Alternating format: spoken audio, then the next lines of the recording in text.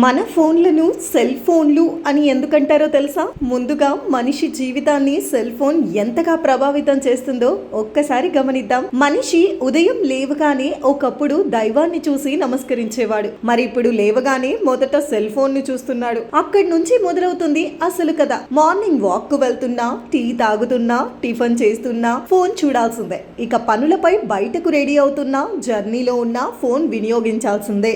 కొంతమంది డ్రైవింగ్ చేస్తున్నా, రోడ్డు దాటుతున్నా, కనీసం మనుషులతో మాట్లాడుతున్నప్పుడు కూడా ఫోన్ మాట్లాడాల్సిందే. ఫోన్ ను చెక్ చేసుకోవాల్సిందే. అసలు ప్రతి 2-3 నిమిషాలకు సెల్ ఫోన్ ను చూడకపోతే ఏదో తెలియని వెలితి మనసుని కలిచివేస్తుంది. ఎంతలా అంటే సెల్ ఫోన్ కు తాను దాసోహం కాదు బానిస అన్నట్టు. ఇది ప్రస్తుత మానవుడి పరిస్థితి. ఇంకో దౌర్భాగ్యం ఏంటంటే కొంతమంది బాత్రూమ్ లో కూడా సెల్ ఫోన్ తో కాలక్షేపం చేసే వాళ్ళు ఉండడం. సో ప్రజలు తమ సెల్ ఫోన్లకు ఖైదీలుగా ఉన్నారు. కాబట్టి వాటిని సెల్ ఫోన్లు అంటారేమో కదా. మరి మీరేమనుకుంటున్నారో కామెంట్ రూపంలో తెలియపరచండి.